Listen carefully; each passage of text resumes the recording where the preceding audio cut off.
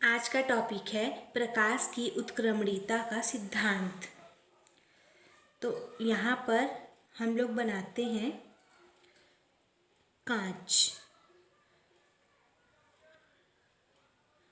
ये बाहर में वायु माध्यम है और ये कांच माध्यम है। ठीक, अब मान लेते हैं कोई प्रकाश किरण है, वो वायु माध्यम से चलकर कांच माध्यम में प्रवेश कर रही है। मान लेते हैं PQ, इसका नाम दे देते हैं। उसके बाद ये क्या कर रही है, कांच माध्यम में प्रवेश कर रही है। अब यहाँ पर हम लोग रख देते हैं एक मिरर M। तो जो प्रकाश किरण वायु से कांच माध्यम में प्रवेश करती है, वो उसी माध्यम से होते हुए उसी रेखा का अनुसरण करते हुए क्या करती है, वापस लौट जाती है। तो इस क्रिया को कहा जाता है प्रकाश की उत्क्रमणीयता का सिद्धांत। तो इसका डेफिनेशन हम लोग कैसे देंगे, जब कोई प्रकाश किरण एक माध्यम से दूसरे माध्यम में प्रवेश करती है तो उसके मार्ग को उलट देने पर वह जिस मार्ग में प्रवेश करती है उसी मार्ग से वापस लौट जाती है। तो इसे प्रकाश की उत्क्रमणीयता का सिद्धांत कहते हैं। अब यहाँ पर हम लोग डालते हैं एक अभिलंब। तो यहाँ पर जो कोण बनेगा वो कौन सा कोण होगा, आपतन कोण I, और यहाँ पर जो कोण बनेगा वो कौन सा कोण होगा, अपवर्तन कोण R।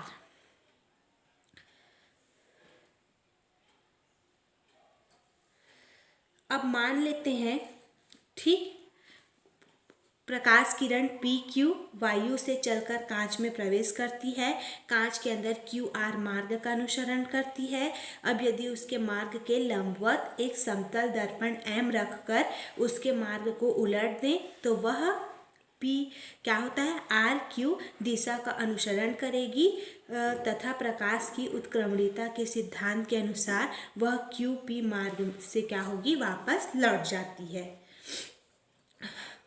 ठीक, तो यहाँ पर दो माध्यम है, सापेक्ष अपवर्तनांक का हम लोग एक फॉर्मूले का सूत्र की व्युत्पत्ति करेंगे। ठीक जी, A/μg इक्वल टू 1/g/μ_a। क्या है A/μg को कैसे पढ़ते हैं हम लोग, वायु के सापेक्ष कांच का अपवर्तनांक, और ये क्या है g/μ_a मतलब कांच के सापेक्ष वायु का अपवर्तनांक। इस सूत्र की व्युत्पत्ति करेंगे। तो मान लेते हैं जब प्रकाश किरण वायु से कांच में प्रवेश करती है तब उस स्थिति में आपतन कोण I और अपवर्तन कोण क्या होता है, R। तब हम लोग लगाएंगे स्नेल का नियम। तो स्नेल का नियम क्या होगा, A/μg मतलब वायु से कांच में प्रवेश कर रही है तो स्नेल का नियम क्या होगा, sin I/sin R। इक्वेशन 1। अब क्या करते हैं, यहाँ पर मिरर लगा दिए हैं, तो यदि प्रकाश किरण उसी मार्ग से वापस लौटती है तो आपतन कोण क्या हो जाता है उस स्थिति में, R, और अपवर्तन कोण क्या होता है, I। तो फिर से हम लोग स्नेल का नियम लगाएंगे, तब क्या होगा, g/μ_a मतलब कांच से वायु में प्रवेश कर रही है प्रकाश किरण, तो उस स्थिति में क्या होगा, sin R/sin I। इक्वेशन 2।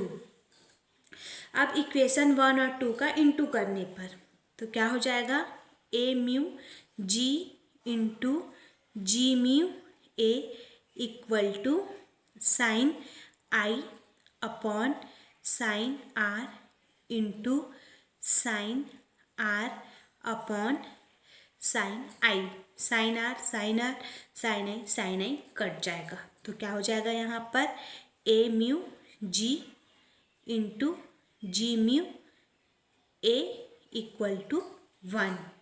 या फिर इसको हम लोग क्या लिख सकते हैं, A/μg इक्वल टू 1/g/μ_a। ये हो गया सूत्र की व्युत्पत्ति।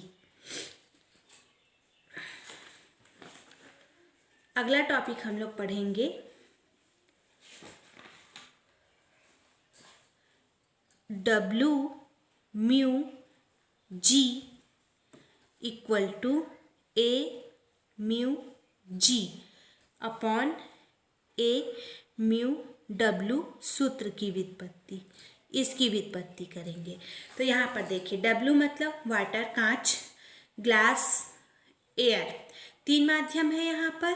तो विभिन्न माध्यमों में प्रकाश का अपवर्तन, तो इसके लिए हम लोग विभिन्न माध्यम बनाते हैं। मान लेते हैं बाहर में वायु माध्यम है,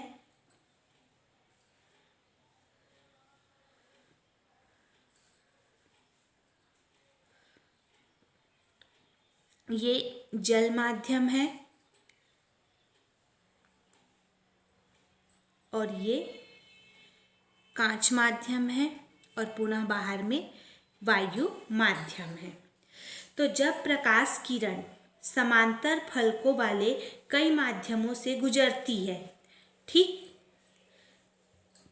मान लेते हैं प्रकाश किरण पी क्यू वायु से कांच में प्रवेश कर रही है, फिर क्यू से वायु से जल में प्रवेश कर रही है, फिर जल से जो क्यू आर प्रकाश किरण है वो कांच में प्रवेश कर रही है, फिर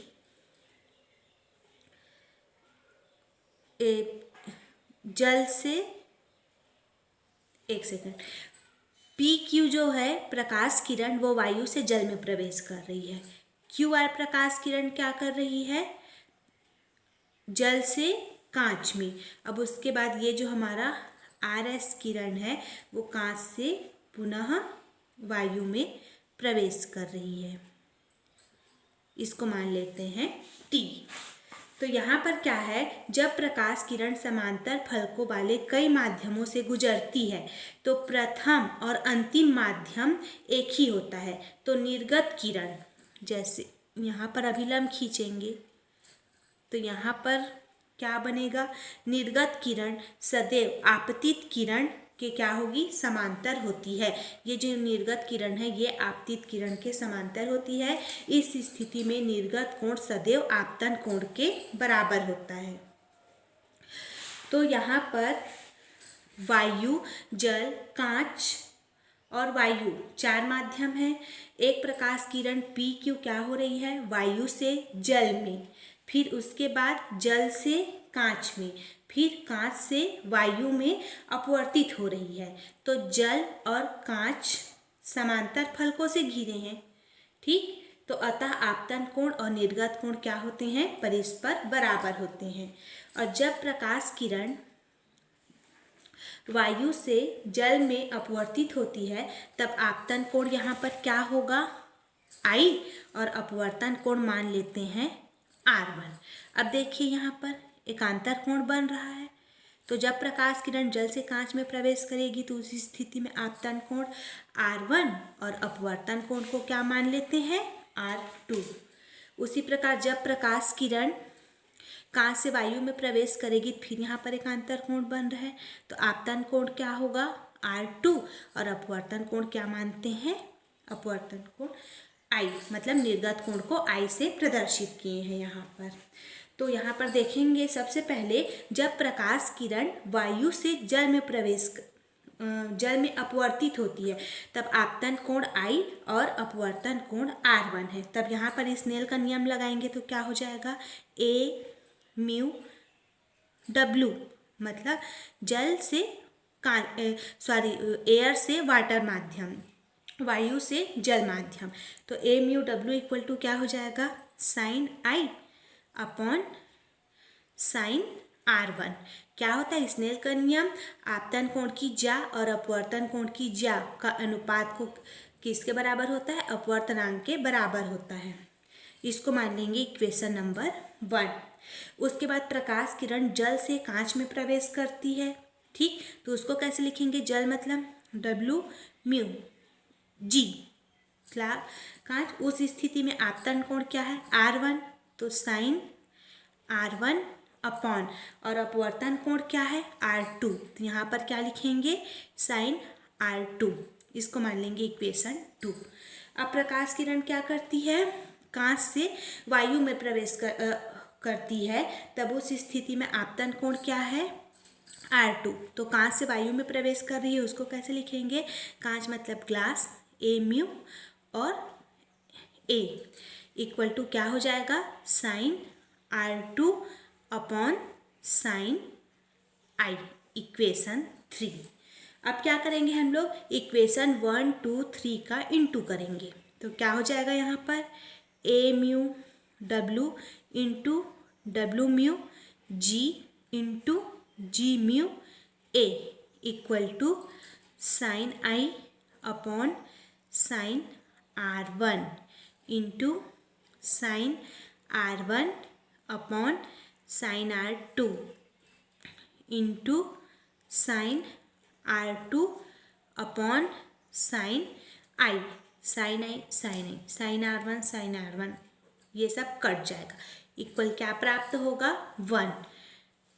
या फिर इसको हम लोग कैसे लिख सकते हैं? हम लोग जानते हैं, अभी हम लोग फॉर्मूला प्रूव किए हैं। A mu G equal to 1 upon G mu A.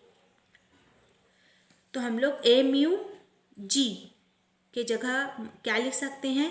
1 upon G mu ए। ठीक, तो यहाँ पर A mu W into W mu G. ठीक, तो देखो यहाँ पर क्या है? 1 अपॉन जी म्यू ए है, ये जी म्यू ए है, तो इसको क्या लिख सकते हैं हम लोग? Into 1 upon A mu G equal to 1। या फिर A mu W into W mu G equal to 1 upon A mu G, ऐसे भी लिख सकते हैं।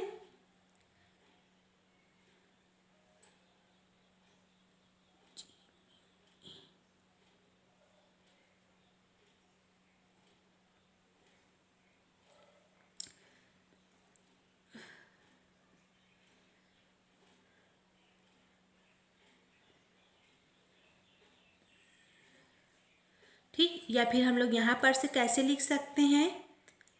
A mu W into W mu G equal to 1 upon G mu A. अब 1 upon G mu ए की जगह क्या लिख सकते हैं?